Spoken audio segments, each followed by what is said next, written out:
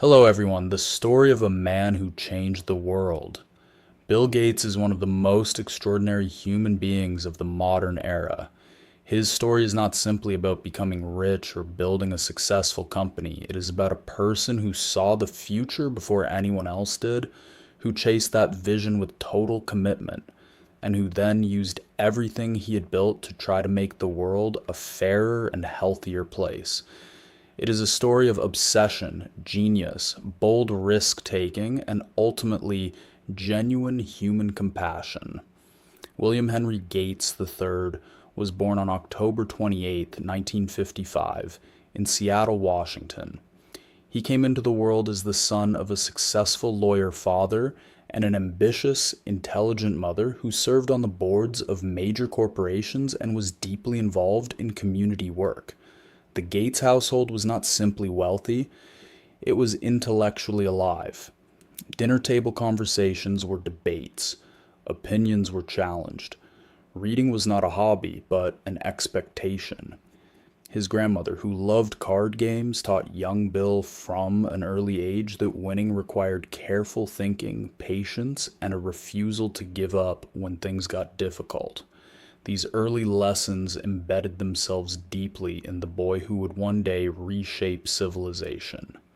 From his earliest years, Gates was visibly different from other children.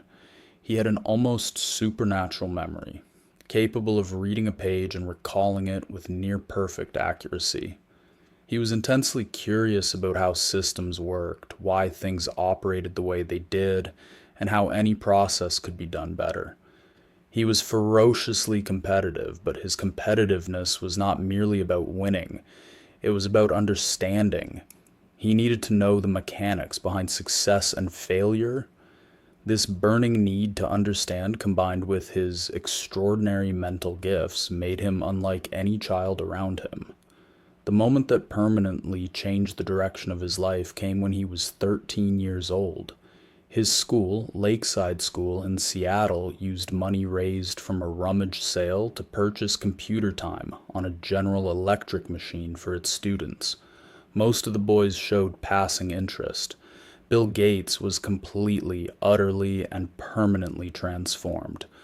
The moment he sat down at that computer terminal, something inside him ignited that would never go out. He understood immediately that this machine was not just a tool. It was a universe of possibility. You could write instructions and the machine would follow them. You could create something from pure logic and watch it work. For a mind like Gates's, there was nothing more thrilling on earth. He began spending every free moment at the terminal. He skipped meals, stayed up through the night, read every technical manual available, and wrote programs obsessively. When the school put rules in place to limit his time on the machine, he found creative ways around them, even discovering software bugs that gave him extra free computer time. Getting caught did not discourage him, it simply confirmed that he understood the system more deeply than almost anyone else. At Lakeside, Gates met Paul Allen, a student 2 years older than him, who shared the same all-consuming passion for computing. Their friendship became one of the most consequential partnerships in business history. Allen was the visionary, always looking at the horizon of what technology could eventually become. Gates was the disciplined executor, precise, focused, and relentlessly driven to turn ideas into reality. They challenged each other constantly, argued fiercely, and pushed each other to think bigger and work harder. Together they began dreaming of a future that the adults around them could barely imagine. Their first business together, a small venture called Traf-O-Data, tried to use computers to analyze city traffic data and sell reports to local government. It failed. The machine they built broke down during its first real demonstration. But that failure taught Gates one of the most important lessons of his life. A brilliant idea alone means nothing. Execution is everything. The distance between a concept and a working reality is vast, and crossing that distance requires persistence, humility, and the willingness to fail in front of others and keep going anyway. Gates enrolled at Harvard University in 1973. He was clearly capable of academic brilliance. It seems his mathematical abilities were exceptional even by Harvard standards, but his heart was never truly in the classroom. His mind constantly drifted back to computing, back to the conversations he kept having with Paul Allen, who had moved to Boston just to stay near him. They both sensed with the instinct of people who have spent years immersed in a field that a historic moment in technology was approaching. In January 1975, it arrived. Allen was walking through Harvard Square when he spotted the cover of Popular Electronics magazine featuring the Altair 8800, a small personal computer kit made by a company called... It was primitive. No keyboard, no screen, no real software. But it was a computer that an individual person could own and use at home. Allen ran to find Gates. They both understood in an instant what this meant. The personal computing revolution was not coming someday, it was starting right now, and they had to be part of it.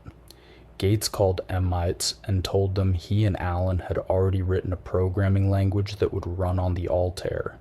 This was not true, but Gates was so certain of his own ability to deliver that he made the promise anyway and then worked to fulfill it. For 8 weeks, he and Allen wrote code day and night, testing it on a simulator they built themselves because they had no actual Altair machine to work with. When Allen finally flew to Albuquerque to demonstrate the software on a real Altair for the very first time, it ran perfectly. MITS was stunned and signed a licensing deal immediately. Gates left Harvard, and in 1975, he and Allen founded Microsoft. He was 19 years old. It was the beginning of an empire. The company grew through the late 1970s, but the deal that transformed Microsoft forever came in 1980. IBM, the most powerful technology company on earth, was building a personal computer and needed operating system software. They came to Microsoft. Gates did not have an operating system at the time, but he said yes without hesitation. He quickly acquired a small operating system from another company, improved it, and licensed it to IBM. But what made this moment truly historic was what Gates did next.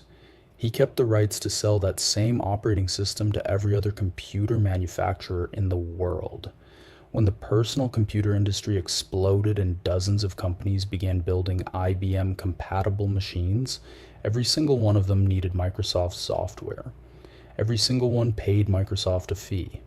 Gates had placed himself at the very center of an entire global industry before most people even understood the industry existed.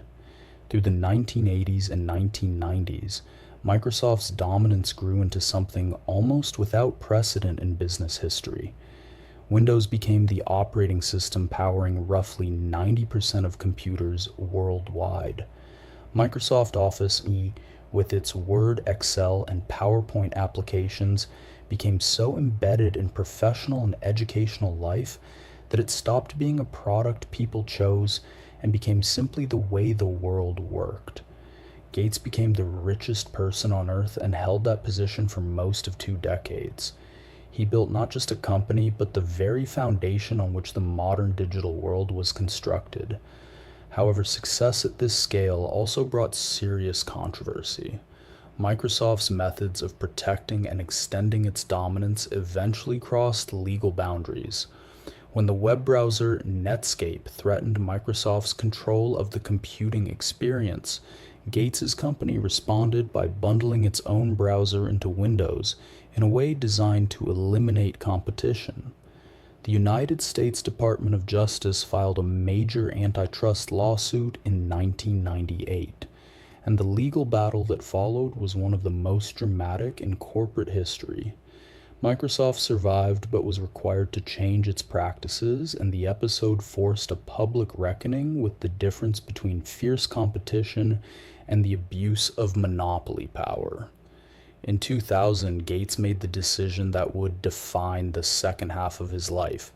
He stepped back from running Microsoft and, with his wife Melinda, established the Bill and Melinda Gates Foundation. What followed became one of the greatest philanthropic efforts in human history.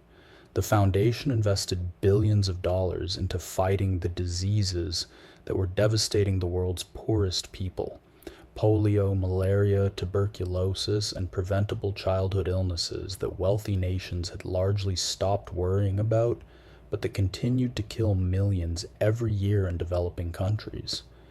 The results were transformative. Polio was pushed to the very edge of extinction through vaccination campaigns the Foundation helped fund. Malaria deaths dropped sharply across sub-Saharan Africa. Hundreds of millions of children received vaccines that saved their lives. Gates brought to this work the same relentless, data-driven discipline he had applied to building Microsoft. He studied the problems deeply, demanded measurable evidence of results, hired scientists and public health experts, and traveled personally to communities in Africa and Asia to understand the realities on the ground. He was not interested in charity that felt good. He was interested in charity that worked. He also pledged, along with Warren Buffett, to give away the vast majority of his fortune before he died, and together they founded the Giving Pledge, persuading more than 200 of the world's wealthiest people to make the same commitment.